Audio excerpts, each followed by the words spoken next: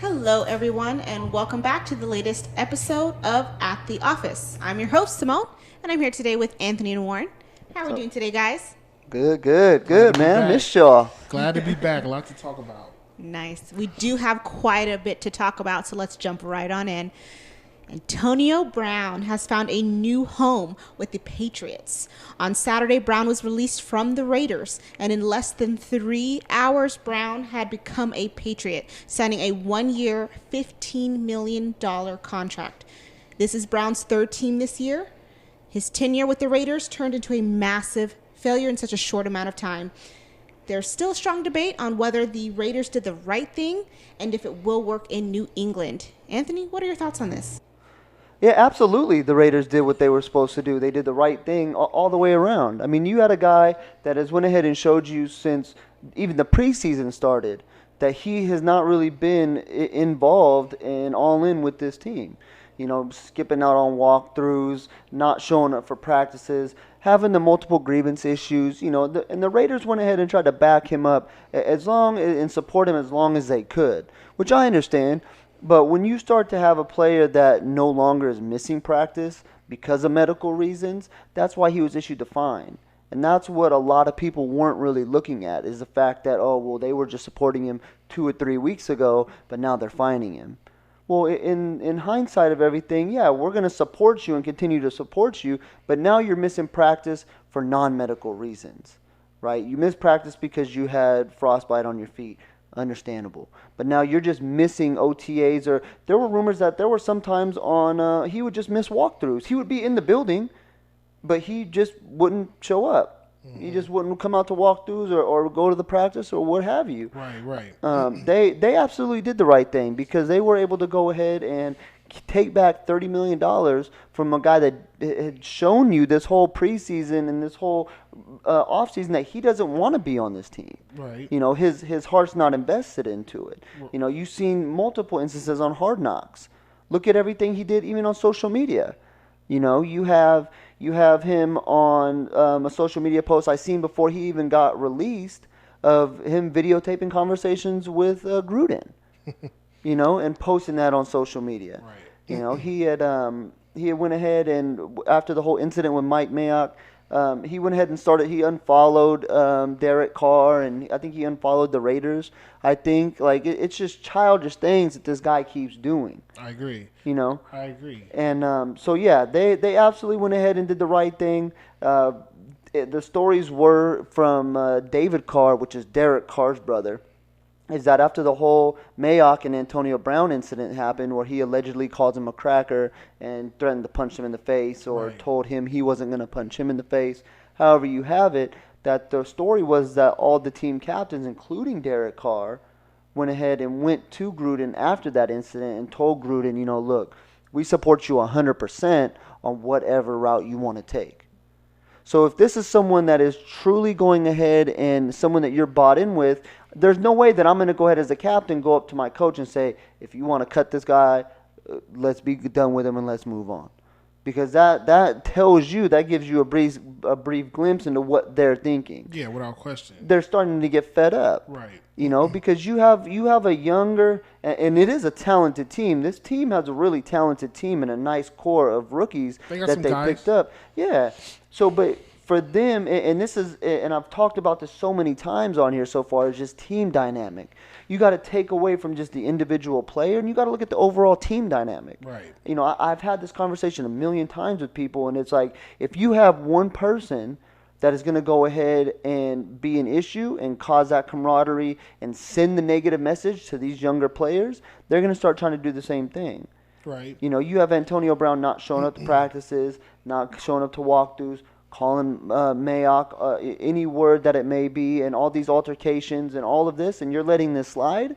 I mean, that's a clear message to the younger players that, okay, we're going to go ahead and tolerate this. Right. Or you can go ahead, you can get away with this leeway. It wasn't conducive to what they're trying to do as an organization. Well, I mean, to answer the question, I believe the Raiders didn't do the right thing, and let me explain. I'll take you back to the beginning. So we both know all the issues that he had. He had the foot, he had the helmet, Then he had showing up to practice. He had all those occurrences when the guy hasn't even played a game for the Oakland Raiders. It came to the point to where he had this big falling out with Mike Mayock, where he calls him a cracker. His teammates had to hold him back, where he's pretty much about to fight the man. At that point in time, the Raiders they could have made the right move, but they didn't. So the Raiders, I remember Gruden came on. He talked about it's going to be handled inside, and we're gonna make a decision later on today. I believe the decision came out the next day where they wasn't going to fine him. They wasn't, or not fine him. They wasn't going to suspend him. Yeah. And he was still going to play week 1, which everybody, in my opinion, I was shocked. I was like, man, like, you call this dude a cracker, you know what I mean, first of all, which is completely just not unacceptable. You can't do stuff like that. Especially like you were saying in a team environment. When you have a team dynamic and, you got guys that are first year in the league looking up to this guy that's a vet, that's a future Hall of Fame, like, you got to set the precedent if you're the front office. You can't have this guy acting crazy and, he's running amok. It makes everybody look like, okay, so this is what day-to-day business is like. Yeah. So when they came out and they said AB's going to play week 1, it's like, really? You know what I mean? Like, you're going to play this guy week 1 after all the stuff he did. So at that point, I feel like the Raiders lost because after he had the fallout with Mike Mayock, they had to suspend him. Like, you got to suspend this guy. You got to do something. You have to do something. So they decided to up his fine. And so I remember waking up the next morning and it says the Raiders released Antonio Brown. And what that tells me is, AB completely controlled the situation from when he first signed to Oakland to his release. He asked for his release. And if he never goes to social media and say, Oakland, release me, he plays week 1. He plays week 1 against Denver. This guy went to social media and said, release me. So it's like, he was controlling the whole situation. He was upset about him being week to week in terms of his ends, his money. They wasn't going to give him his guaranteed money because all the stuff he's been doing. Yeah. So it's action detrimental to the team. Exactly. So once he read the fine print on that, he said, release me. So that tells me Oakland wasn't going to do anything. Oakland was going to let this guy act a fool like he's been acting. He was going to roll out there and play week 1. So if AB would have been okay with being week to week, he would still be a Raider today. So that leads me to look at the situation as if the Raiders got it wrong. They should have immediately suspended him when he had the situation with Mike. No, I agree with you 100%. Immediately. When they didn't opt to make that move, it was, they lost control of the whole situation. Like AB completely took advantage of the situation. He says, release me on social media. He gets what he wants. The Raiders release him. And now he signed with the Patriots. This has been a whole soap opera, but the guy, he came up. Yeah, he's losing money. He'd have made more money in Oakland, but no. To go from Oakland, within 1 year. In 1 year, he would have had more money in Oakland, but to go to New England where it's like it's night and day from Oakland. Oakland's not competing for Super Bowls. You know what I mean? Patriots are fresh off a Super Bowl. They're defending Super Bowl champs. Week 1, they came out and looked like world beaters against Pittsburgh, and you're throwing AB in the mix now. You're putting AB with Bill Belichick, the greatest coach of all time.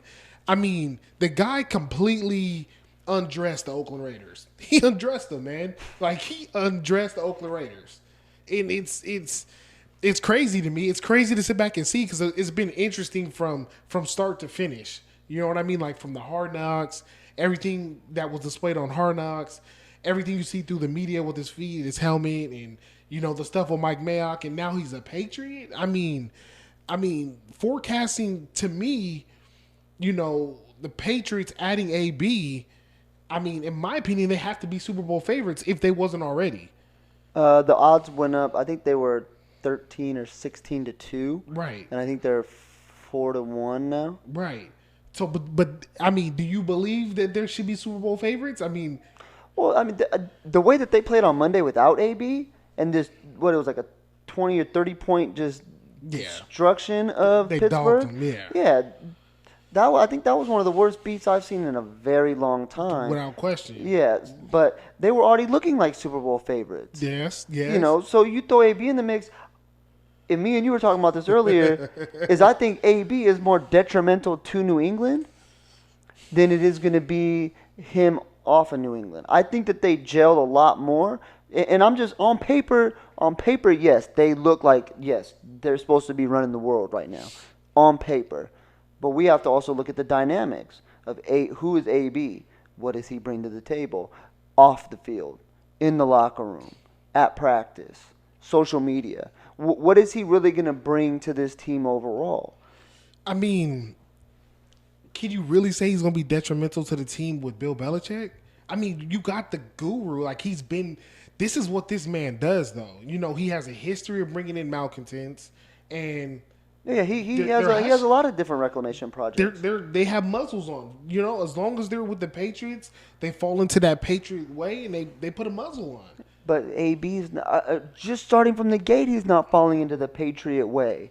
Look at the. I know you've seen on social media. He had one of his graphic designers go ahead and draw a cartoon sketch of him in his Patriots jersey, sitting on a whole bunch of money with his feet kicked up, and then it said the Patriots way. I haven't. You haven't seen that? No, I haven't seen that. That is not the Patriots way. For you to post on social media going ahead and sitting on a ton of money, and that's you don't see the floor at all. You just see him literally sitting on a ton of money, count money with sunglasses on, and it says the Patriots Well, I mean, way. to be fair, I mean Brady and Gronk, they had like last year during the whole playoff run, they had their little. I don't know if you've seen their little videos they would have after each big win in the playoffs. I mean, they've had their little social media runs as well. I mean, it depends where AB takes the social media. Like if he's doing the Facebook Live, okay, we know that's not the Patriot way. You know what I mean? Or if he's recording, What does AB do that is the Patriot way? shut up and play football. But he doesn't shut up. He just plays football. Well, I mean, there was a portion of his career where he wasn't a diva. Like his first, That was before he got his money. he got his money a little bit in Pittsburgh, and he wasn't a diva. It mostly was towards the end when they started losing. But it's like if you're in New England and you're winning, and he's going to be winning, we could both agree on that. What does he have to complain about? It's not even about complaining. So what? It's not even just about complaining. It's about him going ahead. The man loves attention. So no matter if it's good attention, negative attention, neutral attention, whatever attention this man can get, he's going to get.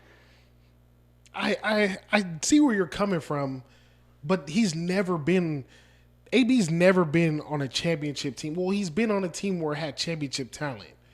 He's never. Okay, so he's never won a ring, but Right. they've always had that talent. They've had a unit. They had a can't think of the word right now, but this Patriots team, it's a championship environment, and I think AB knows that. And this might be AB's last chance in the league, you know. So if he could just shut up and play football, he'll get paid and he'll win a lot. So, I mean, it's and I think his agent is relaying that to him.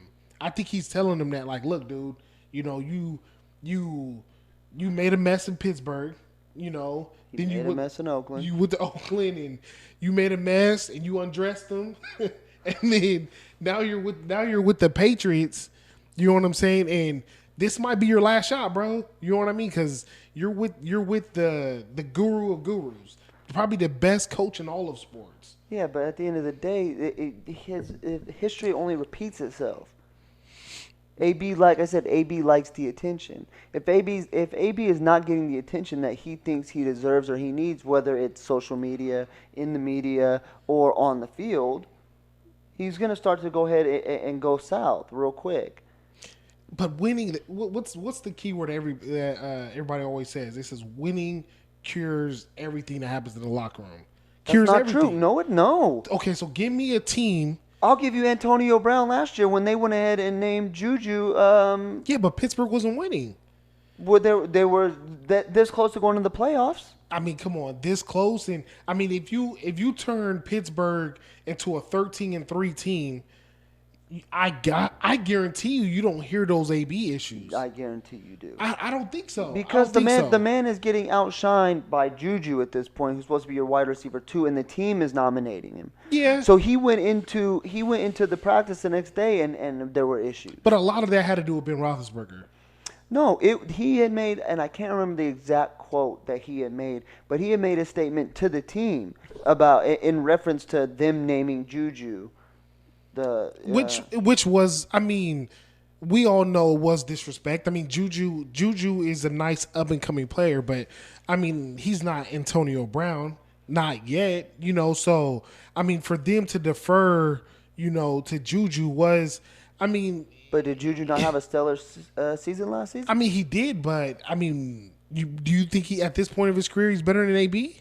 No, absolutely not. So, I mean, but when you're looking at a team dynamic and you're the team's most valuable player, that goes beyond just if it's team voting, that goes beyond of just what your talent is. But I mean, if you look at right now, it looked like the reason why Juju was so successful is because AB was. Oh no, you're absolutely right. That's the way it looks right now. That's the way it looked after week 1. I mean, now we have to wait and see. But that Patriots defense is a lot better than that's one of the best defenses. And you have in the one of league. the top cornerbacks in Gilmore, that was Stephon locking Gilmore. down Juju Correct. the whole game. But see, like I said, a lot of it goes back on Ben Roethlisberger because him and Ben was beefing, and I believe that Ben was kind of blackballing him a little bit, like he was kind of force feeding the Juju a little bit more than what he should have been.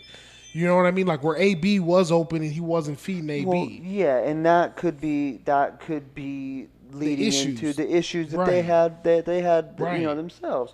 So what's going to happen in that instance where you have AB and Tom Brady and you have Josh Gordon, you have Julian Edelman, and now rumors are Gronk is coming back. Plus you're going ahead and you're running with a committee. You're running back by committee. Yep.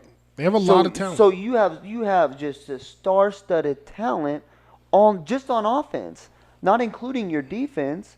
So the way that Pittsburgh, the way that New England has always looked is that they're going to go either way when it comes to running the ball or passing the ball. Tom, if we don't need you to go ahead and pass this ball, and we want you to hand it off the whole game, or we want you to go ahead and run screen plays or whatever it may be, or pitches or laterals, whatever, Belichick's going to do that. Josh Daniels is going to do that. Right. So what's going to happen on the nights where Edelman is going ahead and having 8 to 11 targets? You have Josh Gordon that went ahead. He balled out last game Sunday against night, against Pittsburgh. You also have Dorsett who went ahead and caught that 58-yarder. It was 48 or 58-yarder touchdown. And then you also have Harry that's coming back after he gets back from that injury, the rookie. Okay. Now you throw AB into this mix. They're not having Tom throw this ball because I'm going to tell you Belichick is not going to make the same mistake that he made when he got Randy Moss.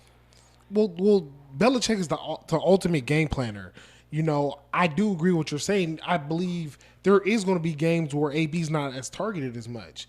They may use him as a decoy to get somebody else open. But I go back to what I'm saying. What I was saying is winning. That's to me that's the bottom line. Like if they're winning, I think AB will be okay with it. Like I think if AB gets 4 catches, 45 yards, no touchdowns, but they win the game, I don't think you're going to hear anything. I don't think he's going to be. His ego's too big. So okay, let me ask you a question. So you think? Let me give you the same stat line. So AB goes out there, gets 3 catches, 3 catches for 40 yards. No touchdowns, and they beat the Kansas City Chiefs. You're telling me he's going to take to social media and complain about his production after a win? A big win like that? So let's put a little bit more in detail on this scenario. You have AB with 3 receptions, 40 yards, no touchdowns. No tugs, yeah. Yeah, nothing. You have Julian Edelman with 11 targets, 100 yards, we'll say, and then we'll say a touchdown. Josh Gordon has 6 targets, maybe 50 yards, 40 yards, but he has a touchdown.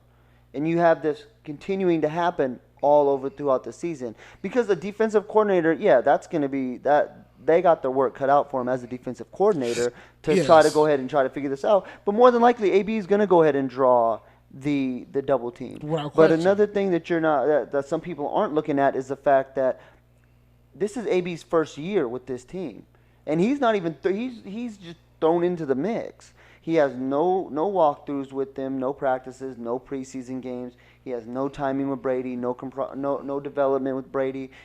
They say that the Patriots offense is one of the most complex playbooks and offenses to get to know. So for you to throw a dude like AB right into the mix, they're not going to give him that many routes to run. I mean, early, I agree with you. Maybe the next 2-3 weeks they'll probably use him more as a decoy than anything. But I look at this move from Bill Belichick as big picture. Like, if we could get him in here, he acts right, you know what I mean, and he keeps his head screwed on straight. We got something for at least the next 3 years. Yeah, and that's why they did the 1 year. So yeah, exactly. So I mean, if he does act out, cut him. You have nothing to lose if you're the Patriots. I mean, Antonio Brown literally takes you from a 13-3 team to 16-0. We know he's that good. If everything runs the course it's supposed to, whether it's supposed to run. And I mean, the biggest thing pending on him now is, would be the allegations, But I mean, I as far as football goes, and as far as being a locker room guy, I think we're not going to hear anything from him. And I'm going on a limb. I'm going on a limb saying that. Are you going on record saying that? I'm going on record. If they're winning, AB, you're not going to hear nothing. I think that no negativity from AB. I think he'll be a law-abiding citizen with the New England Patriots if they're winning. But if the Patriots go 3-13, which nobody expects them to, it's going to be a madhouse. But like I said, the Patriots, they got a no nonsense. They'll cut them in just do ways. You know what I mean? So if they're winning, I think we're not going to hear anything out of them. But I mean, like I said, I'm on record saying it. I may be wrong. Only time will tell. So we'll see as the season progresses. I see if there's lack of attention and lack of targets and lack of production on his end. I see there being issues. I see on a losing team, but not on the Patriots. Even if it's a winning team. Because look at it. When he was complaining about targets and he was complaining about getting the ball in Pittsburgh because they were losing and they were feeding Juju. You know what I mean? And it's like, we all know there ain't nobody on this planet that could match up man-to-man with AB. Period. I mean, the guy, his route running, his speed, he's just on a whole nother level. You know what I mean? The guy is a true game breaker. So whatever was happening between him and Ben Roethlisberger, it was translating to the field. Where, I mean, AB had a solid year last year. I don't know his numbers off the top of my head, but he had solid numbers last year. I mean, Juju had crazy numbers last year, but Juju shouldn't be getting higher numbers than AB. Well, if you're running him as a decoy, and you're running him for the double, and Juju is getting open and maybe have a better opportunity or a better window to thread that ball in there, then why wouldn't you? Possibly, but I mean, going into each week, AB should be your game plan. So we got a game plan to get him open. You know what I mean? He's going to see this double team. He's going to see this safety, this linebacker. We got to scheme him open. Yeah, but now you're in New England where they don't need a game plan around you, AB. They don't. They have one of the greatest, if not the greatest, quarterbacks to ever go ahead and line up underneath the center. But when you added Randy Moss to the greatest quarterback to ever play under center, it took him to 16-0. No, you're right, and they broke records upon records upon records. Exactly. But they didn't have a running game. They didn't. But now, I mean, you look at this team now. You could arguably say this is the greatest. If AB works out, this is probably the greatest team Brady's been with. You know what I mean? Offensively and defensively. I mean, they have studs everywhere. I mean, they didn't complete that 16-0 season when they lost to the Giants and Eli, but I mean, it will be interesting to see if they could do the same thing and actually get there and get it done. But I think if it goes south with AB, like I said, I think Belichick will just cut ways and they'll just move forward as an organization. But most importantly, like I said, like it all stems back to these allegations and what's going to happen next with that, because I mean, I from the way I'm looking at it, AB, it doesn't look. I can't say it doesn't look good for AB because he hasn't been suspended. He hasn't been on the commissioner's list yet, but hasn't been put on the commissioner's list yet. So, and I believe that the trial has not hit the federal state yet, right? It hasn't really. I mean, she's went ahead and the allegations are out there. The suit has been Right. filed. She's actually. This is what's crazy to me is that she's actually meeting with the NFL next week. She's actually getting married. I want to say this weekend. Oh, The stories are is that she's getting married this weekend. So after her wedding, she's gonna go meet with the NFL Oh wow. and interview the way of whatever she needs to interview with them. So I mean, there's a lot of things that I was reading on it that seemed like okay. I'm not gonna say questionable because for these allegations, these are very serious allegations. Yes. Right. But sometimes you read stories and you have heard stories of them not being 100% true and them being 100% true. Right. So you don't really. It's not for us at this point to say, okay, she's lying, he's lying. Right. At this point, it's he said, she said. Right. But this is a very sensitive subject. Right. And the NFL at this point can't tread lightly No. on this. No. You're still in a way reeling from the whole Ray Rice issue. How do you feel that way? They went ahead and they went into it too fast. They went ahead and they issued the suspension. Then the tape came out after the suspension had already occurred. Then they tried to do other actions after, and I think it was the court ruled that that's not changing the situation. Right. You're just seeing it on tape now. You've already dealt the punishment. Well, yeah. I mean, Ray Rice was dead to rights when the tape was released. I mean, there was no Absolutely. coming back from But that. even before the tape was released, they still went ahead and they didn't do the due justice, Yeah. and they went ahead and just suspended him Right. They and gave him his what? punishment and went to move on. Like it was like an 8-game suspension or something like it, that. it was yeah. something, yeah. I think Yeah. it was like 6 to 8 games, or Something like that. Yeah. And then he came back, and then when the tape came, it was kind of similar to Joe Mixon. Because when Joe Mixon hit the girl in college, I think they kicked him out of school, but he still ended up getting drafted. Yeah. I don't know if the NFL suspended him or not. I believe they may have, but back to the AB situation though. For me, I feel like, I think she's full of shit, to be honest. You know what I mean? Because it's like, why wait till now? You know what I mean? Like AB is the biggest name in all the news. So, from what the documents are saying, is she's looking upwards. She has excess of $75,000 is what she's looking for From AB? in the civil suit. $75,000. But see, that right there shows me it's not about money. 'Cause exactly, it's not about money. So what do you think it's about? You know what? Because she's getting married, it may be something that she felt, okay, I need to go ahead. That may be something within her that she has been dealing with. See, Because when you really think about these situations, right? And I'm not a master in these situations. It's a very sensitive subject, but there is a lot of guilt and shame that these victims carry, that they aren't always quick to come out and be so forthcoming. No, correct. I do agree with that. I mean, this is. And we're talking about a 1 year. We're talking about a 1 year span. We're not talking about something from 10 years ago or 5 years ago. The assault charge went ahead and happened twice in 2017, and then the rape the alleged rape happened in 2018. And see, I mean, how come you don't?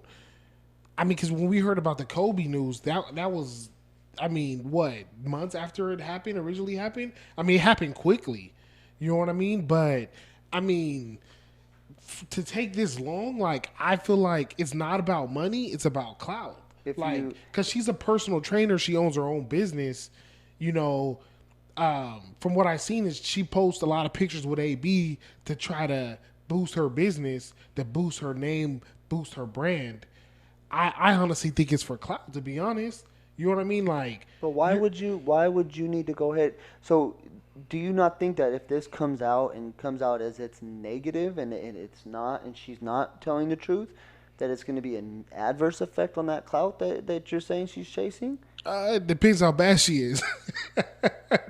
Like, but when you really think about it, I mean, if you're making these allegations, and let's say I'm another professional male athlete, and I know you've worked with AB in the past. Okay, let me try to work with her. But now you have these allegations that are coming out that you're making, saying that this man did all of these things that you're saying, and then it comes back and says you can't prove any of it. It was all fake and it was all a lie. You've ruined your business. Somewhat, but I Warren, mean, you can't tell me that somewhat. if we were let's say we were both pro football players, and I went ahead and I was in AB's shoes, and the trainer went ahead and gave me, let's just say for the sake of conversation, they're fake allegations.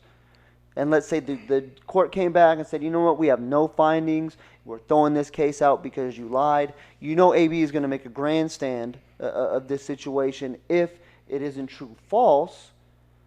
How likely are you going to go ahead now as another professional athlete or someone that does have money or someone that, even a man in general, are you going to go to this same woman that went ahead now is known for making crying wolf?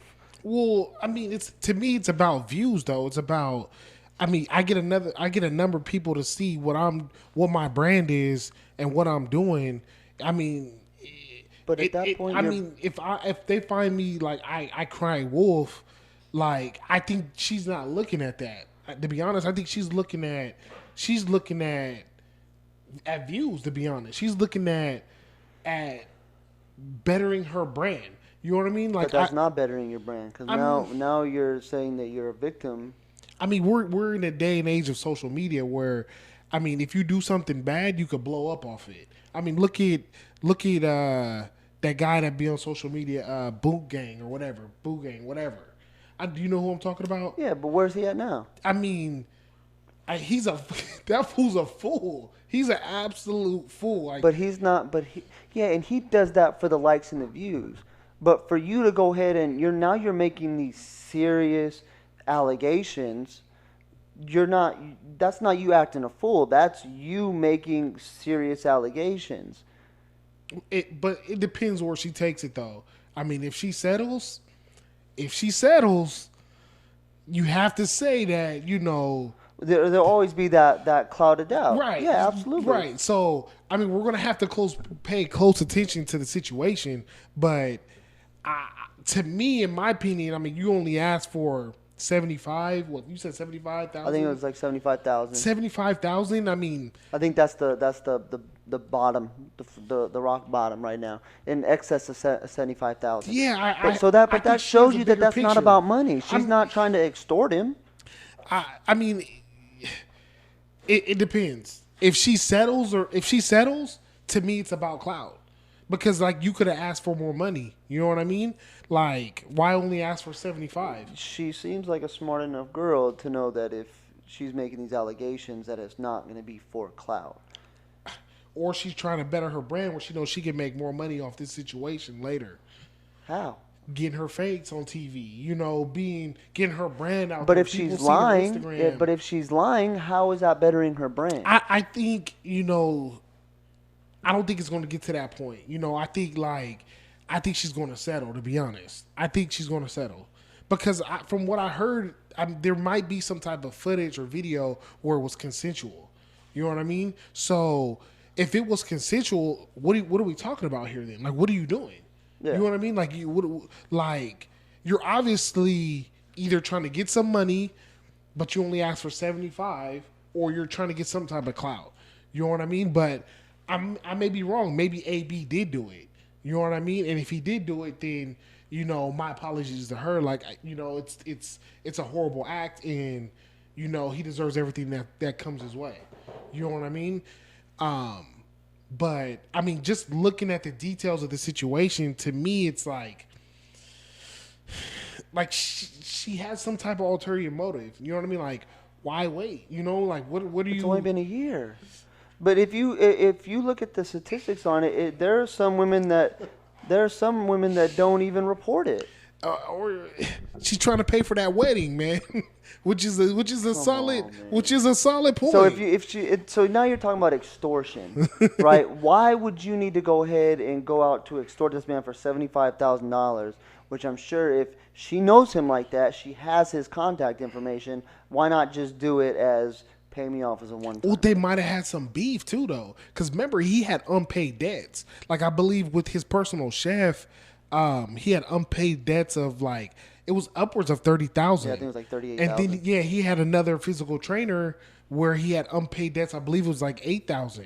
Yeah, but you So take them to court for that. You don't go ahead and turn it into, okay, well, I'm going to go ahead and I'm going to allege you did these acts to me and I'm going to request but 75,000. see, we don't know what happened between them. She may have a beef. She may be she made an offer, probably offered something to him like, hey, like help me get my brand off the ground. And he's just like, you know what I'm saying? Like, I'm done with you. Like, I ain't gonna deal with you. And she feels some type of way. Okay, I'm just gonna do this then. You know what I'm saying? So to me, it's a wait and see situation as always. Yeah. You know what I mean? But I mean, I just can't. I can't take her for face value, to be honest. Well, yeah, and that's why they're going to investigate and they're going to do everything they do. But to my main point is that the NFL can't they have to tread real lightly on this situation. Yes, yes. They can't go ahead and do what they did with Ray Rice or do what they did with any of these other recent athletes that have gotten in trouble. Right. You know, for domestic violence or child abuse, anything like that. You know, you can't, with this type of situation, especially in 2019, you have to go ahead and make sure that you're taking your time with it. Now, what message are you sending, though, if you continue to allow him to play?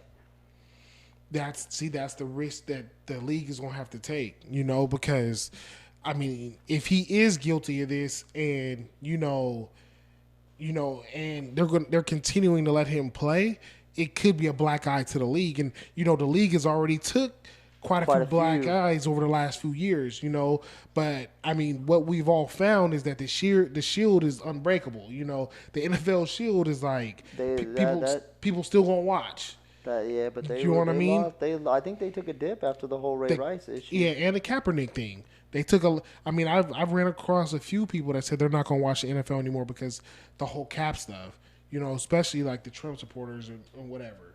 So, I mean, the NFL is going to have to do their research on it, and they're going to have to make some type of decision on this. I believe before Sunday, because if he goes out there and like you said, they're letting him play and he's guilty, or later they find him guilty. I mean, this could be, it could hurt the league, because I mean he's all over the news now. I mean, this guy's not on just ESPN anymore. This fool's on Fox. You know what I'm saying? So, I mean, when you make it over from Fox and you're supposed to be playing a game, there's problem, there's smoke. And what I always say, where there's smoke, there's fire. You know what I'm saying? So, I don't know, man. I think the best thing that they can do right now at this point is put him on the commissioner's list. I agree. And you're still going to get paid. You can't play. We need to go ahead and investigate this because at the end of the day, if it does come back that he is guilty, it's going to be a lot more detrimental to the league and to the brand, saying, okay, you guys are still letting this man participate, you are still letting him play, and you are still letting him be active in your organization. Right. Whereas the commissioner's list, it's like, okay, you're part of the league, but we're going to go ahead and sit you over here for a little bit, and we'll let you know when you can come back in, if you can come back in. Right. Better safe than sorry. Yeah, absolutely. Absolutely. Week 1 is officially in the books. Warren, who are your biggest disappointments and who are your biggest surprises? Okay, so I'm going to start off with my biggest disappointments of this week because I felt like there were some teams that didn't show up this week. First and foremost, I'm super excited that football was back. It was a great week of football. I know it's going to get better. I mean, the first few weeks of football is always the most sloppiest, most penalties, as we all know. But it's just exciting to have the game back. But my biggest disappointments, I have to start with the Pittsburgh Steelers. I mean, you get rid of Le'Veon, you get rid of Antonio Brown, you had the whole killer bees, and now you go out there with James Conner, which is a young gun, young guy, and then you got Juju, another young gun that's replacing your two highest productive players, and I know you played the New England Patriots, which is a tough game to open up with. You open up against the New England Patriots, and you scored 3 points. You know what I mean? Like 3 points against the Patriots. I mean, I get it. You're playing against Bill Belichick. They're fresh off winning the Super Bowl, but you're Mike Tomlin. This is not your first rodeo. This is not your first time playing against Bill Belichick. It's not your first time playing on Sunday Night Football in front of the world to open up the season. You got to show up. You know what I mean? Show up and at least compete. I mean, 3 points against the Patriots. I mean, it's embarrassing. I believe Juju only had like 2 catches. James Conner barely had his jersey number in rushing yards. It's like they completely didn't show up. I mean, Big Ben didn't. I mean, he did nothing to stand out. And it's to me it was an embarrassment. I mean, maybe they're better off. With getting rid of Le'Veon and AB. I mean, it's yet to be seen. We have to see how they progress. But to open up the season that embarrassing against the Patriots to me it's alarming. And if I was a Pittsburgh fan, I'd be upset. You know what I mean? I'd be like, okay, where's this organization going? Because I mean, Mike Tomlin over the past 2 years, he's underachieved. I mean, he's had some of the most talented offensive teams in the league. And nobody would debate against that. You know what I mean? And what does he put up? No Super Bowls. I mean, playoffs defeats to Patriots all the time. So it's the guy. I believe Mike Tomlin's going to be on the hot seat. I mean, you can't come out week 1 and look that bad. You can't. And we'll see how they look this next week. Because maybe it was just an aberration. They're playing the Patriots. Give them some time to get going, to get the wheels turning. But if they come out this week and they look the same, I mean, Mike Tomlin, the guy is going to be on the hot seat. I mean, it's not looking good for him because, I mean, I believe the last 2 years, the Patriots have opened up against the Kansas City Chiefs, if I remember right. Last year they did. And I believe 1 year, I believe they opened them 2 years in a row. But when they lost to Kansas City went into that's when they had Alex Smith still. Yeah, they went into Gillette, and they beat them. Mm-hmm. You know what I mean? And that was an Alex Smith led team. Alex Smith he's not a Hall of Famer. Big Ben is arguably a Hall of Famer, 2-time Super Bowl winner. So yeah, but Steelers, their defense is a younger defense. Their defense is starting to get back on track, but the defense that the Kansas City Chiefs had last year was better than Pittsburgh this year. I mean, the offense was better too. I mean, Pittsburgh's always had a problem in the secondary. I mean, they're starting a new rookie middle backer with Devin Bush, but I mean that's the excuse that we're going to go here. I mean, 3 points. I mean, Big Ben. No, that's not excusable. I mean, Big Ben. I mean, he should get you more than 3 points. You know what I mean? So that was my number 1 team that was just a major disappointment. So I mean, we'll see what happens next with them. I mean, going forward. The Cleveland Browns, that was mine. That was my biggest disaster of the week. Man, all offseason, what have we heard? Hype. You know what I mean? That's all offseason we've heard. Oh, they got additions of Kareem Hunt, but he's suspended. Then they got Odell Beckham Jr. Then they got Jarvis Landry matching up with his old college teammate, and you come out and you put up 13 points. You know what I mean? Baker Mayfield those 3 picks on 3 consecutive possessions. Picks, I think he had a couple sacks. And he went. I think he went like 25. He went 25 out of like 36 or 38 with about 285 yards. So the whole offseason, that's all you would hear. Exactly. They were preseason favorites. I believe Madden did the Madden simulation, and they were in the Super Bowl against the Dallas Cowboys, I believe. I believe it was them. I'm not too sure. But, I mean, that's all we heard all offseason, the hype around the Cleveland Browns. Like, they could have the best offense, and they got Nick Chubb, and, like, Baker Mayfield is a nice young quarterback, and, he's going to have all these weapons. But you come out at home, in front of a raucous Ohio crowd that's, happy. They're happy that their team is in the media, in the talks, in the headlines, and you come out and you lose 43-13 to the Against Tennessee Tennessee Titans. Like, that's laughable to me, man. That's No, laughable. that's crazy. I mean, so Tennessee is hit and miss. When they're on, they're on. Right. Right. I like Tennessee. I've liked their offense now for a couple years. I liked them even when they had DeMarco Murray. Correct. Right? I've been big on Derrick Henry for a while. It's just him. He's hit and miss at times too. You just need to get him going on.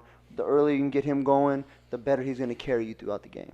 Correct. Right. Delaney Walker has always been a solid tight end. Yeah. Mariota is the one Yeah. that's hit and miss. Yeah. But for everything that we've heard, and it's not even from the media that we've heard, it's everything that we've heard out of Baker, out of Odell. I agree. You know, out of Kitchens. It's just everything that we've heard out of just the Browns organization themselves. I think has done them a whole lot more harm than has done them good. Because, yeah, I understand you want to go ahead and you want to come out, you want to get your fans excited, you want to put the world on notice that, hey, we're here, but you showed up and you weren't even here. Like, Exactly. You weren't even in the building. Exactly. Like, it was so bad to the point that in Cleveland, they started leaving at the end of the third quarter. That's awful. It's awful, And man. these are Browns fans. Yeah. Like, they're used to going ahead and and not having high expectations for their team. Exactly. Right? And that's not a jab at Browns fans, not by any means at all. But it's just the truth. It is. I mean, this team had 18 penalties in the game. I think that's the most they've had in almost a decade, especially on a season opener. It's crazy. You know? And to add on to the headlines, I mean, Odell's out there in a $300,000 watch. You know, like, that's not going to help. Richard. Richard Mille. Yeah. Odell, well, did you hear about the comments that he made after the game? So what was said after the game? He had called out the Browns fans for leaving. Oh, my God. Saying that, they shouldn't have left and this, that, and the other. And it's like, dude, you guys are getting blown out by 30 points. 43-13. And you expect these guys to go ahead and sit there the whole rest of this? If that's the case, I'm trying to beat traffic. Exactly. I'm trying to beat everybody in the parking lot. I'm trying to go ahead and get to the gate and on the freeway and home to try to catch these last 5 minutes of this game.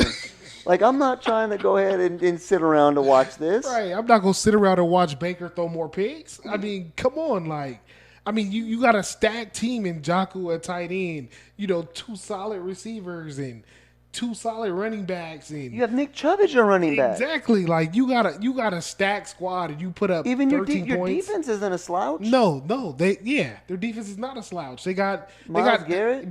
They got high draft picks all over that defense. So it's to me the come out week 1, man. And after all the hype, it was disappointing. Now, I mean, we'll see what they do this week. As always, we gotta wait and see, But I mean, after the first week, it's always overreaction Monday, But I mean, the Cleveland Browns. I mean, this is their year. This is their year to show us that you're not the Cleveland Browns. You know what I mean?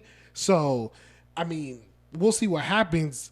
But my other team that I was disappointed in was I know you'll be interested to talk about this one. Say it. Was a team from Atlanta, man. That team, they went to Minnesota and I don't think they got off the bus until the fourth quarter. I mean, you guys had they didn't. Devontae Freeman stayed on the bus the whole time. It was a team full of Caspers, man. Like, you guys had 0 points, I believe, going into the fourth, right? Yeah, that was a tough one to watch. But good teams have good home openers. And the Vikings, especially in Vikings, I think that's one of the loudest stadiums, and that's one of the best stadiums that they have as a home field advantage, right? So you have, I mean, they really went ahead, and Zimmerman was talking about how they were going to go ahead and be a lot more pro running than passing this season. And Dalvin Cook went ahead and showed you that. He did. He showed up and showed out. Oh, beyond. Yeah. Thielen and Diggs still did their thing, but Dalvin Cook really went ahead and was showing you what he can do. Yeah. I don't think he's had a game that strong in a No, while. because he's always been plagued with injuries. And now I remember his days back at Florida State, and the guy he was explosive, man. Like I remember he played Michigan it was an Orange Bowl Fiesta Bowl, and I believe the guy almost had like 200 yards rushing against us. Yeah, he went crazy. Yeah, he looked back to his old self. Like if he could stay what he showed on Sunday, he's easily a top 5 back in my opinion. Yeah, he went bananas. But I mean, we did have an injury on our line. We have a lot of new rookies on our line as well. So it's going to take time for them to gel. That's not helping our running game at all. Because Devontae Freeman, I had high hopes that he was at least going to be able to get in the end zone once. But that didn't happen. What has happened to the man named Devontae Freeman? Well, he was splitting. He's still running back one, but he was splitting a lot more with Ito Smith than almost to the same point to where Tevin Coleman was. Now, this could be because we're trying to get you back in rhythm with everything. We know you're coming off of these injuries and the surgery. We want to go ahead and make sure you're right. That could be it, and that's what part of preseason was for. But then again, it goes back to the offensive line. Right. Give us a little bit of time to let these rookies in this offensive line go ahead and gel. Now, the positive we have on our offensive line, though, is we do have Alex Mack as our center. So let the man go ahead and work. Let him work with his group, and hopefully they can give Matt Ryan a lot more time than what he was having. The other positives is the NFC South was looking trash too, because you got Tampa Bay that They made the Niners defense look like a top 3 defense. The Niners defense is projected to be great, but I don't think they're projected to be that great. Not that great. They had 3 picks and 2 pick sixes. Jameis looked god awful. But Jameis has always been hit and miss. True. He's a Six Flag roller coaster. You don't know what you're going to get from that guy. And then you got Carolina that Cam looks like he's regressing every year. He doesn't look like the Super Bowl Cam anymore. I don't know if he's still hurt or well, he did just have that surgery, but according to the front office and the Cam, his shoulder is fine. Right. But, even looking at the game tonight when the Bucks played the Panthers, Cam was throwing way off. Yeah, he was missing a lot of passes. He was overthrowing receivers, throwing receivers short. I don't know what it is. I don't know if it's he's scared of the pass rush that's in his head after that whole, Von Miller debacle in the Super Bowl where he was killing them. You know what I mean? Or I don't know if the man is hurt, but he's not the same Superman that we're used to. Cam, that MVP season, he was next level, Yeah. Well, hopefully, I don't want to see him get back to that level because my team's in the NFC South, but just as an overall player, right? He's an amazing talent, and he hasn't lived up, like you said, to that MVP status that he was once. Correct. Yeah, he's definitely trending away from that, and then you go into New Orleans, which that was one of the best Monday night games I've seen. Man, that was a classic, bro. Yeah, that's games that you see in the playoffs. Yes. Not on week 1 first Monday night game. Yes. That's the type of game where you're sad for the loser. You know what I mean? Like the way Watson played, man, dude. Watson was balling. Dude, you can't take nothing away from him, man. He balled out. Him and Hopkins, that tandem is just crazy, dude. And the way Hopkins played to me, if I was to do a power ranking, I wouldn't even put Houston down. I'd put him up. Because Watson was just he's getting to that level where he's about to be he's special. Well, and they have better offensive weapons too because they just picked up Kenny Stills. Yep. And him and Kenny Stills had a few nice connections. During the game, which was surprising to me because you don't really you see receivers come in and be with the team for maybe a week, and you see them get some action. But the way that Kenny Stills was working, even the touchdown pass, was smooth. That was he was throwing it to Fuller. Exactly. They've had that timing down for a while, which was really nice to see. I've been big on Deshaun for a while. He's been in my fantasy league. every single year up Mm-hmm. until this year. Yeah, I wasn't the biggest fan of Deshaun, and a lot of people that know me noticed that like me projecting him into the league coming out of Clemson, I thought he would just be average, maybe a backup. You know what I mean? So, and I felt the same way about Christian McCaffrey, which he's changed my mind, But now looking at Deshaun Watson, like the dude to me he's right there from being special, like. He is a premier quarterback. You know what I mean? He's starting to enter his prime. Yeah, he's clutch, and that's the thing that I really didn't pay attention to because he was clutch in that national title game against Alabama. When he hit Hunter Renfrow, I believe with like 2 seconds left to win a national championship against against Alabama. You know what I mean? And just to see how clutch he was against Breeze with he had like 40 seconds to go downfield. Yeah. You know what I mean? And and that New Orleans defense isn't no slouches. Yeah, not at all. Yeah, you got Lattimore back there, and the secondary is no slouch. Yeah, you know got what I mean? Cameron in the front rushing you, getting in your face. Yeah. So I mean, what he did was special in the loss, but I mean that kick, the kicker made like 58 yarders. Yeah, I think he earlier in the game he had missed one from even closer, 52 I think it was. Yeah.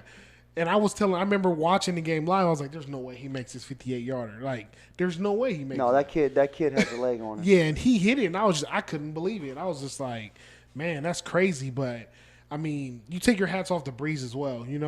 Like that's status quo for Breeze. Yeah, it is. This is Drew Brees we're talking about, but we're talking about a Texans team who had lost some pieces, recently. They just lost Clowney, and there was stuff that you were starting to question. Okay, is how bad of a regression is this team going to have after losing these pieces in the offseason and during preseason? But like you said, even though they took a loss, I still rank them higher than what they were 2 weeks ago. Without question. And I'm excited to see what happens with Houston. You know what I mean? I'm excited, and that division is starting to look pretty competitive down there. With the way Tennessee came out, and the way Houston's looking. So I'm excited to see what's going to happen in the AFC South. Because I feel like they got some teams down there that's on the rise. Yeah. Another team that was getting a ton of noise that was impressive was the Dallas Cowboys. Now, I have a different opinion on that. I mean, they played the Giants, you know. And I look at the Giants like Miami, to be honest. I mean, Miami was abysmal. I mean, the Giants, on defense, they don't really have anything. I mean, not anymore. They lost their two biggest pieces last year. Yeah, they let go of Landon Collins, and I don't see it, And Dak was out there just throwing the ball like crazy. I mean, Dak went crazy. He went like 25 for 32. He threw over for 400 yards. Yeah, and that's a unicorn for Dak. Dak don't throw for 400 yards. You know what I mean? But I mean, if Dak has that type of season, I mean, he's gonna have an argument point to pay him. Which we talked about previously. Jerry should have went ahead and paid that man last year. But what's crazy is that you hear that Jerry Jones, like, okay, this contract negotiation, us signing him is imminent. And for me, imminent means like it's going to be immediately. Right. But then you hear Dak and his group say, well, that's not the case. Right. And then you hear Jerry's son, Steven, say, well, Jerry has his own definitions of words that Jerry uses. And it's like, well, you can't really say the word imminent and think anything other than quick, fast, in a hurry. Right, right. You're in imminent danger. You're in near danger. Like, you get out of here. Right. But you don't. They just really seem like they were off. Right. They were really off on what Jerry said, and I think Jerry came back and said, he had just basically reiterated what his son had said. Mm-hmm. But it's like I said before, like, they need to hurry up and pay this man. See, Jerry's a businessman, man. I already know how his mind's working. He's like, all right, Dak wants this much. I'm gonna take a wait and see approach. Like, we gonna pay you, bruh, but you ain't gonna get it before the season. Like, you gonna have to show me something this year. Like, you gonna have to at least get to the NFC Championship game. You know what I mean? Like, Jerry Jones ain't stupid, man. He knows that Dak gotta show up. You know, we gave you your weapons. We gave you Amari Cooper. You know, Yeah, but Amari's on his last year also. Yeah, so now he's you go due. back and He's at the due. beginning of next season you go right back to where you are now. But see, this is Now the will thing. you have to pay Amari? Because okay, so Amari's sitting on I think still 14 million he's getting paid this on his last year. So Amari is probably just kicking back like, okay, we'll get my deal done. It gets done, I'm yeah. getting paid 14 million this year. I'm not worried about it. Check's already been cut. I got my 14 million. We work out the contract the way we work out the contract. Dak, on the other hand, is not getting paid anywhere close to $14 million. Right. I think it's like $2 million or something like you look at it and you just think that's just crazy low number for not even Dak Prescott, but for the Dallas Cowboys franchise quarterback to be getting paid that much in 1 year. Right. And he's still, I believe, he's still on his rookie deal, I believe. Yeah. I mean, I might be talking reckless here, but I honestly think that Jerry Jones is in a wait and see deal with him. But according to Jerry, Dak's his boy. I mean, Dak's his franchise. So if you really are saying that Dak is your franchise quarterback, what are you taking? I don't believe Jerry Jones. When he says that, I don't believe him, because if you look at what's coming up in the draft, there's some special talents at quarterback in the draft. Yeah, but Jerry's not. What are the odds Jerry's going to go ahead? Well, this is the thing. They may not land a top pick, but you'll have to move assets, because the Cowboys on defense, they're going to have a couple guys that are coming up for contracts too, and they're not going to be able to pay everybody. So they're going to have to move some players. They possibly can move a couple players to move up in the draft, because I mean, you got Tua and you got Trevor Lawrence. Trevor Lawrence is being regarded as the greatest college quarterback to ever play. If you can get your hands on one of them, and you got them on a rookie contract for 4 or 5 years, and let's say you pay Amari, you pay Zach, you're good. You ain't got to dish out a ton of money towards a quarterback. So that means your window's open even wider. You know what I mean? Because, I mean, they put all this money into Dak. You paid Zeke, and then you paid Amari, and then your window closes, because they got some studs on defense that have to get paid as well. Like Jalen Smith just got paid. So when Vander Esch comes up for a deal, or Taco Charlton, we'll see what he does this year. I think DeMarcus Lawrence already got his money like a year or two ago. And then they got a couple of people in the safety, I believe, that need to get deals. But once you give Dak all that money, you got to part ways somewhere. You know what I mean? Like, your window doesn't stay open because, you put so much money into one player, you got to lose talent here and there.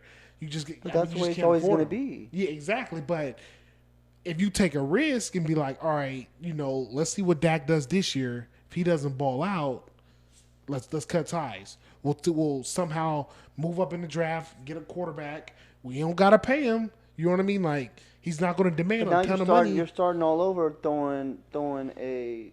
I mean, they're doing that right now though with Lamar Jackson and Kyler Murray. Right. But you just, I don't see them doing that. It's a reckless theory, but to me, I feel like it prolongs your window. Because you give Dak the money.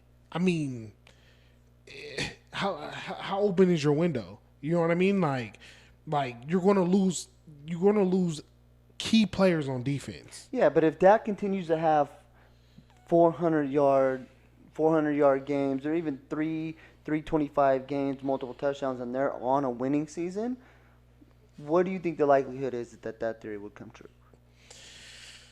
It depends what they do in the playoffs. That's what I'm basing it on. Like, if the Cowboys, if they could get to the NFC Championship game, I think they'll keep Dak. I mean, even to the divisional round, I think they'll keep Dak. I mean, which he's a divisional round quarterback. But at that point, the price ain't doing nothing but going up, Jerry. Exactly. I agree. But I think Jerry's taking that approach because I think Jerry's putting the pressure on Dak. He's like, if you want the money, you got to perform. You know what I mean? So, I mean, Dak will be the one. The better you perform, the more he's gonna want. Yeah, Dak at the end will be the one laughing because it's like, dude, I balled out. You know what I mean? But I need that Carson Wentz money. But he could give him the money. Like Baltimore gave Flacco the money, and then what happened? Flacco beat the Niners in the Super Bowl. They gave him that contract. He come back the next few years, he's trash can. You know what I mean? So the same thing could happen to the Cowboys. They have this year they make it to the NFC Championship or even to the Super Bowl, and they even win it. Okay, we give him the money, and he turns into Joe Flacco. But you're gonna run that bet any way you slice it. Even if he goes ahead and you pay him the money tomorrow, and he goes ahead and gets the AFC or the divisional game, and you go ahead and you get to the Super Bowl, and then next year you just fall off, or you pull a Cam Newton, where you start to regress because of whatever, you already got your money regardless. Right. Or if, let's say you get all the way to the Super Bowl, you get to the division conference, and you go ahead and you lose and you pay him, and that can still happen either way that you cut it. You're right. I mean, they're going to have to make a decision on Dak either way, but I mean, if I'm a betting man, if I had to bet, they're going to pay him. They're going to pay him. I don't think he's worth it, but Jerry Jones is desperate. He's desperate to win another Super Bowl. Mm-hmm. So yeah, he knows his years are coming to an end. The pressure's on him and Jason Garrett. Garrett's in a contract year too. So if he doesn't perform, he's out of there. Well, their new offensive coordinator though did have them looking nice. The Giants again though. Yeah, but I'm just saying for this is a younger kid. I think he played with Dak. He is a younger kid, but he was making them look real nice. Now, again, granted, it is the Giants. We'll see how they do this upcoming week because they're playing Washington. Right. So we'll see how they do. Washington's a little bit stiffer than the Giants, for sure. They looked pretty decent against Philadelphia. Philly had to come back and win that game. So, yeah, we'll definitely see what's going on with them. Going to another one of my surprises, which is my squad, the Niners, man. That was a fluke. we did beat Tampa Bay. You beat Jameis Winston. Yeah, we beat Jameis Winston. You ain't saying much. But I feel like it was a great start for the Niners, though. This year to me, I don't think there's a ton of pressure on Lynch and Shanahan, but the seat is getting a little warm. It's time for the regime to start winning games. Y'all beat Tampa. You were surprised you beat Tampa? I mean, come on. Our man. defense had 2 interceptions all year last year. This is Jameis. You're talking about Jameis Winston. But 2 interceptions all year last year. Jameis Winston. I agree. It wasn't the greatest team in the world, but a win is a win. You sounding like the Cowboys right now. But if you watched the Niner game, you seen progression though. Yeah, you've seen progression, but you're looking at the Tampa Bay Buccaneers. I agree. I mean, now, go ahead. How much can we judge us against the Tampa Bay Buccaneers? I don't know. I mean, Tampa did win tonight. They did go on the road in Carolina and they won. So, I mean. So you're saying you guys are better than Carolina? I mean, Carolina's on 2. The Niners are 1-0 and they beat the team that beat them. But are you? We'll see. We play them later. We play Carolina later in the season, so we'll definitely find out about that. But I mean, the way Carolina's looking now, to lose to, I mean, you think Tampa Bay is bad, right? Mm-hmm. And they lost at home. So I mean, what does that say about Carolina? So I mean, we'll see ultimately because, like I said, it's head to head, but. I mean, if you look at different aspects of the game, I feel like the Niners' pass rush look much better with the acquisitions of D Ford and Bosa. There was a ton of pressure on the quarterback. I mean, Jameis ended up throwing 3 picks, 2 pick sixes. I mean, a lot of that could be accredited to the D line. There was tons of pressure. I mean, you had Buckner getting pressure up the middle. Bosa, he had I think he had like 4 or 6 QB pressures with 1 sack. He did get hurt on the first play, so we don't know if he'll play next week. But the D-line looked much better. The secondary looked better. Like I said, there's only 2 picks, 2 interceptions all of last year, and we had 3 in one game. So, I mean, you have to say that's some type of improvement. I know it's Jameis, And like I said, he's like a Six Flag roller coaster. You don't know what you're going to get week to week. I mean, against the Niners was 3 picks. Today against Carolina, I don't think he threw any picks.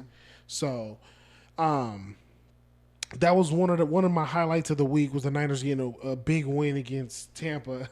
But we'll see. We'll see next week when they go to Cincinnati. So we'll find out more about San Francisco. So let's move over because my surprise of the week was actually on the other side of the bay. Okay. Which was the Oakland Raiders. So that was a surprise for me because of everything that the Raiders have been going through with the whole AB drama saga, with just releasing him. Like, you really are kind of thinking, okay, how is this team going to come out, right? How are they going to respond to all this adversity and all of this nonsense that has been happening over the last 3 months, right? And they came out and they looked nice. They looked nice, and they weren't playing the Tampa Bay Buccaneers. They were playing the Broncos. You had Von Miller on the other side, and Von Miller wasn't doing nothing. Listen up. I'm gonna sound like a hater. I'm gonna sound like a hater because I'm a Niner fan. So I'm going to sound like a hater, but I have a different outlook on the game. Like, the Raiders won the game, yeah. I felt like the way the game went, they should have dominated more. But to me, I feel like the Raiders played with their hair on fire. And what I mean by that is this is not the true Raider team. Yeah, I feel like this was a very emotional game. Yes. And that's what really brought it out of them. Yes. But Carr, I'll give it to you because I wasn't high on Carr leaving in the last season, the beginning of this season. I haven't been high on him. I was high on him a year and a half ago. 2 years ago, I was high on him. But he was looking like he was supposed to. Him and Williams were just sitting there. There was one where they replayed it and he just threaded that ball in there, threaded it through a needle. I agree. And was looking like he was a man possessed on. I agree. On winning. They had a lot of things working. They had a lot of things going for them on Monday night, but I can't see. We're really going to find out about the Raiders on Sunday. Because it gets real from them. I mean, they play the Kansas City Chiefs, which is the favorite in the AFC. But I mean, to me, it was just like you said. It was all emotion. Like, we're happy to be here at week 1. AB's gone. We don't need him. We can rally. We can win the game. Last Monday night game in Oakland. We're moving to Vegas. Let's come out here and just play ridiculous. Let's play emotional football for 4 quarters. It's like, come on, you know what I'm saying? Like, but they had some dudes out there balling. Waller was balling. They did, but I felt like watching this, and maybe it's because I was watching Hard Knocks, and you get to really know these guys on a different level than just as players, because you're seeing them go through the training camp and you're seeing their personalities and their interactions. There were points where I was rooting for the Raiders to go ahead and win. Because you see Waller and you get to know their backstories. Like Waller's their tight end, but the dude, he's not a rookie, but he had a substance abuse issue. Mm-hmm. He was on the Ravens and got cut, and now the guy, can hopefully stay clean. But he was out there balling out and was looking just amazing. Right. You have Williams now, who was really not on anybody's radar last year on the Chargers. Terrell Williams. Terrell Williams. He was behind Keenan Allen and Mike Williams. I think so, something like that. Yeah, he was behind him playing wide receiver 3, and this dude's out there balling out. He was. He did look nice. He did. I mean, what if this wasn't an aberration? They did look good. I mean, from Jacobs to Carr to Williams, they look good. You know what I mean? The defense was looking nice too. I mean, Chubb and Von Miller was essentially no shows.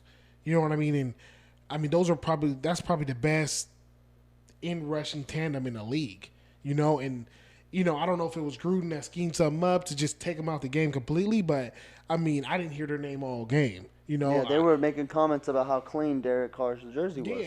Yeah. So, I mean, I'm looking at the stance from an aberration. It was emotional football, and usually you don't see that much in the NFL. It's mostly in college, but I just can't wait to see him this week against Kansas City. I can't Like, okay, let's see if you could bottle up that emotion again and do it at week 2. Let's see if you're gonna do it when the real bullets start flying, because it's not Joe Flacco anymore. Oh, yeah. You know what I mean? It's you got Mahomes coming that's about to start hitting fools downfield and deep plays, explosive plays. You know what I mean? So, I mean, did they look impressive? Yes. I mean, they won the game, 24-16? I mean, the way the game was played, I felt like they should have won by more. I mean, the game was almost in jeopardy to the very end of the game. Yeah. You the, know? the Broncos did help with beating themselves. Like if they would have got a stop, I believe, on that third down, they would have got the ball back, and who knows who would won the game. But, I mean, they did play Denver. Joe Flacco, not impressed with him. He's the downside of his career. John Elway can't get the quarterback position right in Denver since Peyton Manning. So we'll see. Like I said, the real bullets start flying for them come Sunday. So I project Kansas City to put it on them pretty bad come Sunday. Yeah, we'll see. Well, they have Abrams out now too. Yeah, their safety. So, yeah, and hopefully he's okay, because that was he was the guy with the neck injury right towards the end of the game. No, that was a corner. Yeah, that's right. Abrams, I think it was like within the first quarter had injured something. I think he's having. I don't know if it's going to be the season, but he's having. I want to say surgery. I think Conley was the guy with the neck injury. Yeah. Hopefully he's okay, because that was a scary. He had tweeted or he put on Instagram, some social media, that everything surgery went cool. Right. So and he was good to go. That's good. That's good. But my last surprise, last but not least, was the Baltimore Ravens. Told you. I told you about that, man. Well, I mean, what was Lamar Jackson saying? Not bad for a running back? Yeah. Well, because he's always had that. He shouldn't be a quarterback. Mm-hmm. Even in college, they were saying that he shouldn't be. He should be a running back. Yeah. He should be a wide receiver because of how fast this man. Guy is blazing. But you know what's crazy is, I mean, okay, they were playing the Dolphins, and I feel like a lot of these teams that gave us these surprises, they were playing questionable teams. Right. But Lamar Jackson had just an amazing game. He did. And he didn't even use his legs, and that's what he's known for. No. You seen him there was one that he had thrown to Hollywood, and you just seen him just flick the wrist, and just that ball was just gone. It's crazy because he has the arm talent. Like you said, like he has that Michael Vick talent where he can just flick the wrist. You know what I mean? Like he has the arm talent. Like with Lamar Jackson's it's going to be about, can he stay in the pocket? Can he manipulate safeties and linebackers where he's looking them off and going through his projections? Check now. Yes, check and hitting the right guy. That's what's going to come down to Lamar Jackson, because, I mean, the dude has the talent. He has the arm talent. Like, I mean, the dude is faster than DBs at quarterback. You know what I mean? Like, he can run by anybody at quarterback. Like, his speed is ridiculous. They don't make quarterbacks like him. You know what I'm saying? Like, yeah, not in a while. I haven't seen anybody with his speed at the quarterback position since Michael Vick. So, and the connection that he had with Hollywood, I mean, that could be dynamic for the rest of the year. I mean, it was looking nice on display against Miami. Then again, it is Miami. Like that's a debacle in itself. There's players tweeting that they called they were reaching out to the agents right away. I want to get off this team. Yeah, like the sky was falling in Miami, which, I mean, deservingly showed. So it was like, well, they had like 42 points at half, I believe. Yeah, it was ridiculous. It was awful. So, I mean, I don't know if we got a good look at Lamar Jackson or not. I mean, he displayed what his arm can do. He definitely did. We got to find out what they do this week, because, I mean, like I said, it's always overreaction Monday after week 1, so we don't know if it's an aberration or this is what we're going to see from Baltimore going forward. I mean, I definitely like what I've seen. I mean, Mark Ingram looked good. Mark Ingram looked like back in the day, Heisman Mark Ingram. Yeah, you said he was looking like his younger days. So, I mean, their offense looked super exciting compared to what it did last year. And remember in the playoffs against San Diego, like it was abysmal. Like they couldn't move the ball. So, They got him some weapons. We'll see what that connection with him and Hollywood does going forward. But I'm excited for Baltimore. Yeah, me too. They play. He goes. It's the two young rookies going against each other this week with Baltimore and Arizona. Oh, Arizona's defense is a little bit stiffer, but they still have some very heavy missing pieces on defense. Mm-hmm. So we're gonna look for that. And Jackson they're and fresh Hollywood. off that tie, so they're probably going to be looking to try to get this win. But Kyler Murray didn't look that bad either, though. He came on strong towards the end Not of that until the game. fourth. Yeah. Towards the end of that game, he kind of came on strong, but he's another one we got to wait and see. Yeah, we'll see. We'll see. All right, everyone. That's all we have time for today. Thanks for tuning back in to the episode of At the Office. Make sure to like, comment, and subscribe. Also, hit that bell notification so you know every time we upload. Also, check us out on all of our social medias at Real at the Office on both Twitter and Instagram. Make sure also to check out our friends, Red Pill Station, on both YouTube as well as on Instagram. Thanks again for watching, and we will definitely catch you in the next one.